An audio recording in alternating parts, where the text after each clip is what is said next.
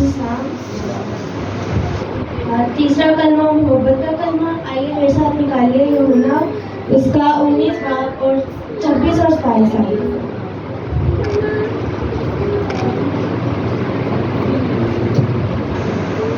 यीशु ने अपनी माँ और उस शागिर्द को जिससे मोहब्बत रखता था पास खड़े देखकर माँ से कहा कि ए औरत, देख तेरा बेटा ये है। फिर शागिर्द से कहा, देख तेरी माँ ये है। और उसी वक्त वो शागिर्द उसे अपने घर ले गया। खुदा का पाक कलाम पढ़ा और सुना जाना हम सबके लिए बाइस है। हम सब लोग इसलिए कलमान सुन रहे हैं। तो सबसे पहले कलमा हमने माफ़ी का सुना, फिर उसके बाद हमने निजात का कलमा सुना, और अब मैं आपके सामने तीसरे कलमे की तशरीह आपके साथ पेश करूंगी। तो जो जिस तरह हमने कलाम में सुना है, कलाम में पढ़ा भी है कि यीशु की सलीब के पास उसकी माँ और उसके माँ की बहन क्लोपास की बीवी और मरियम मगदलीनी खड़ी थी। यीशु ने अपनी माँ और उसके शागिर्द को जिससे मोहब्बत रखता था पास खड़े देखकर माँ से कहा, ए औरत, देख तेरा बेटा ये है। और फिर शागिर्द से कहा, देख तेरी माँ ये है। और उसी वक्त वो उस शागिर्द उसे अपने घर ले गया। मेरे अजीजों, मैं आज आपको इस हवाले में से 4 पॉइंट आपको बताऊंगी, जिसमें से हम इसमें से सीखेंगे कि सलीबी मौत के वक्त वहाँ कौन कौन मौजूद था। एक पॉइंट ये है, और दूसरा पॉइंट है यूसुफ और यीशु के भाई कहाँ थे, और तीसरा ए औरत पुकारने का क्या मतलब है, और चौथा यूहन्ना को ये जिम्मेदारी क्यों सौंपी गई। मैं सबसे पहले आपको सलीबी मौत के बारे में बताऊंगी कि जब यीशु मसीह को सलीब दी जा रही थी तो वहाँ 4 औरतें मौजूद थीं और एक मर्द था। सबसे पहली जो औरत थी वो खुदा यीशु मसीह की माँ थी, मुकद्दसा मरियम थी, जो उस वक्त सलीब के वक्त वहाँ पर मौजूद थी। और दूसरी औरत जो कि सलोमी है, वो मुकद्दसा मरियम की बहन है और जब्दी की बीवी है।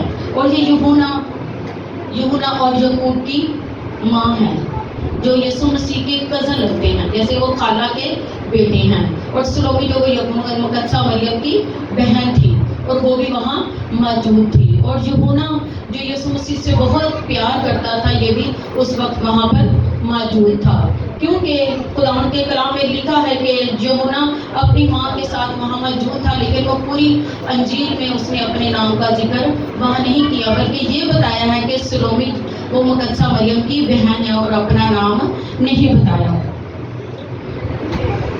और यूहन्ना के अलावा वहाँ 4 औरतें थी और एक ही मर्द वहाँ यूहन्ना था।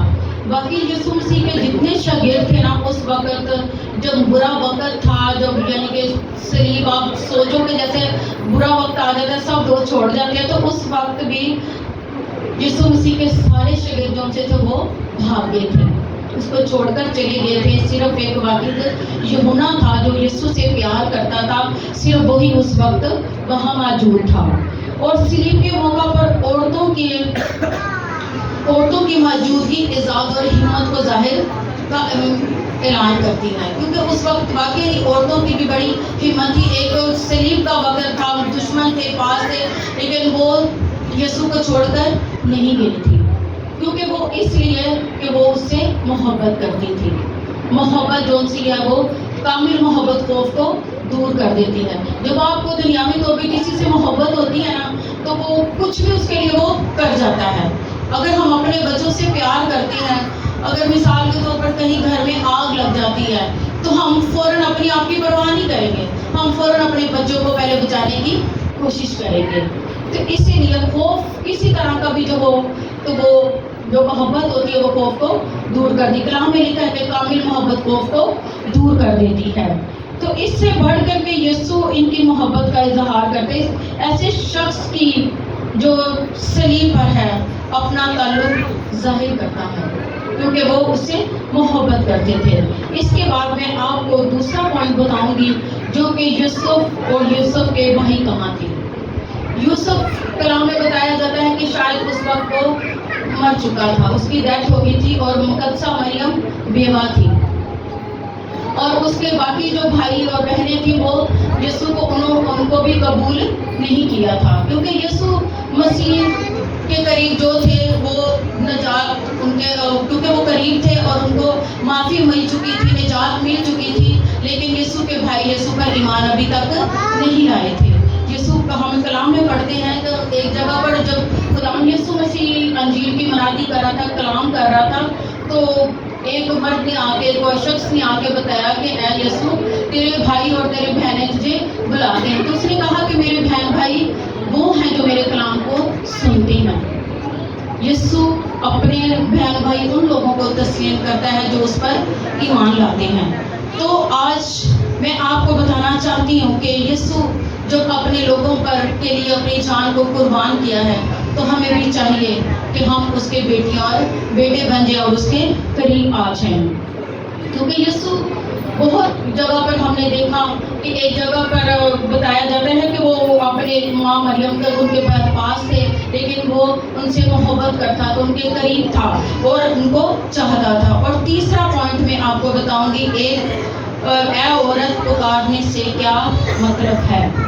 عورت ہم سنتے ہیں، ہم جب معاشرے طور پر جب اگر ہم دیکھیں، اگر کسی کو اے عورت کہا جائے نا تو وہ مائنڈ کر جاتا ہے کہ اے عورت کا کیا مطلب ہے، یہ برا سمجھا جاتا تھا۔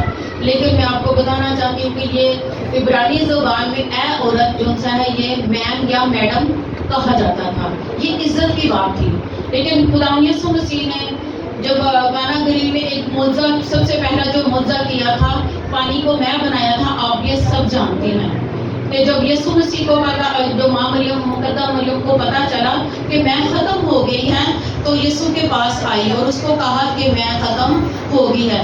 مقدسہ مریم کو پتا تھا کہ یسوع سب کچھ کر سکتا ہے، وہ کرنے کی قدرت رکھتا ہے، جیسے وہ انسانی زندگی میں بھی جو کچھ اس کو چاہیے ہوتا تھا، کیونکہ یوسف تو نہیں تھا، لیکن جو کچھ اس کی ضرورت ہوتی تھی وہ مقدسہ یسوع مسیح کو بتاتا تھا، یسوع مسیح کو بتاتے تھے، اور وہ ساری ضرورتیں جو سے وہ پوری کر رہا تھا۔ تو اس وقت بھی جب وہ شادی میں تھا، میں ختم ہو جاتی ہے، تو وہ یسوع کے پاس آتی ہے، کہتی ہے کہ میں ختم ہو گئی ہے، کیونکہ اس وقت بھی اس نے اے عورت کہا تھا، کیونکہ جب یسوع نے بھی اپنی خدمت کا آغاز کیا تھا تو اس نے مقدسہ مریم کو ماں کہنا چھوڑ دیا تھا، کیونکہ وہ ایک اگر جو خدمت کا آغاز وہ ایک نئے مشن پر چل چکا تھا۔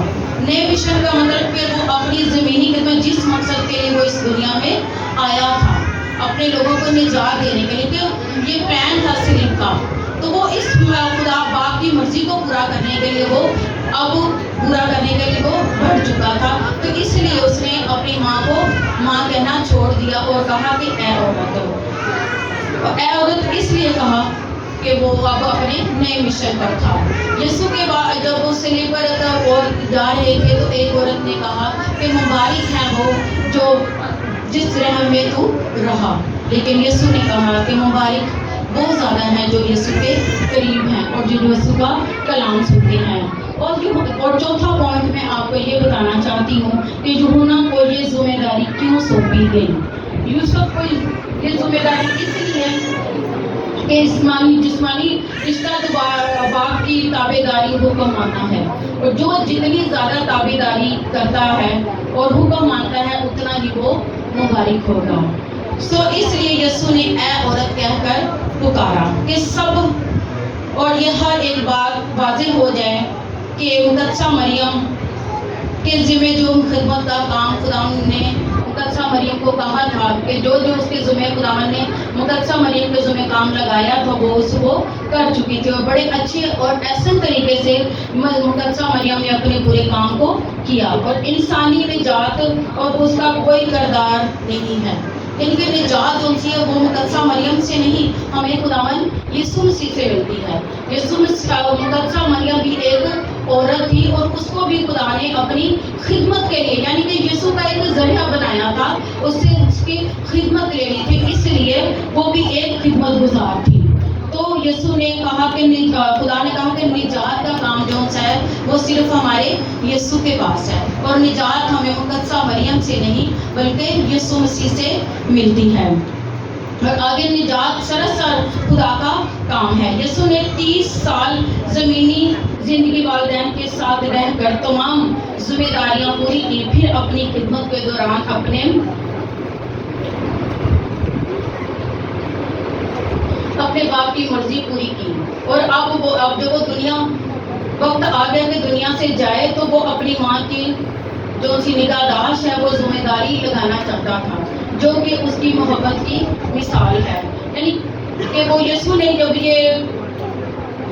نے یہ ساری سوچا کہ اب میں جب مرنے کو ہوں تو میں اپنی ماں کی ذمہ داری، اپنی ماں کا فکر مند تھا. اگر میں بھی نہیں ہوگا، باپ بھی نہیں ہے، بہن بھائی بھی جو سے وہ بھی اتنے ذمہ دار ایماندار نہیں ہے، تو میری بہن کا میری ماں کا کون ذمہ دار ہوگا. تو اس نے جب یسوع نے یہ عزت یوحنا کو یسوع نے بخشی، اس نے کہا کہ مریم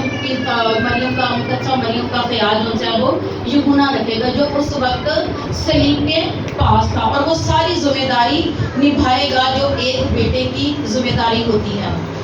یسوع مسیح کو پتا تھا کہ یہ ذمہ داری صرف ایک ذمہ داری جو سی ہے یہ یوحنا ہی اٹھا سکتا ہے، کیونکہ وہ اس وقت وہاں پر موجود تھا. اور یوسف یوحنا سے کہا کہ دیکھ تیری ماں یہ ہے، اور یوسف کو پابند کیا کہ وہ مقدسہ مریم کا خیال رکھے جیسے اپنی ماں کا خیال رکھتا ہے. یوحنا ضرور ہی ذمہ دار شخص ہوگا. یسوع نے اس کو یہ ذمہ داری بخشی. اگر ہم موجودہ ذمہ داریوں کو ایسے طریقے سے کرتے ہیں تو خدا ہمیں اس سے بڑی ذمہ داریاں دیتا ہے. کلام کے مطابق اگر دیکھیں تو خدا کے کلام میں لکھا ہے جو تھوڑی ذمہ داری نہیں نہ اٹھا سکتا وہ بڑی ذمہ داری بھی کبھی نہیں اٹھا سکتا. جو تھوڑے میں وفادار ہے وہ زیادہ میں بھی ہے. خدا کے اگر دیکھیں تو بڑی خدمت چاہتے ہیں، اگر آپ بڑی خدمت چاہتے ہیں تو پہلے اس بات پر غور کریں کہ جو خدمت اس نے آپ کو دی رکھی ہے اسے آپ کیسے نبھا رہے ہیں. اور دوسری بات جو موجودگی کی ہے، اگر آپ خدا کے گھر میں ہوں گے، خدا کے قریب ہوں گے تو پھر ہی خدا آپ کو کوئی ذمہ داری دے گا نا. اگر آپ خدا کے قریب نہیں ہوں گے، خدا کے گھر میں نہیں ہوں گے تو خدا آپ کو کیسے کوئی ذمہ داری دے گا. ذمہ دار ہونے کے لیے موجودگی کا ہونا ضروری ہے، کیونکہ اس وقت سلیم کے پاس یہ ہونا تھا تو خدا نے اس کو ذمہ دار بنا دیا. تو وہاں موجود تھا. یسوع نے یہ ذمہ داری اپنی ماں کی یوسف کو سونپ دی. میری دعا کہ خدا ہم سب کو بھی اپنے والدین کا بالکل اسی طرح خیال رکھنے کا فضل عطا کرے جس طرح یسوع نے رکھا تھا.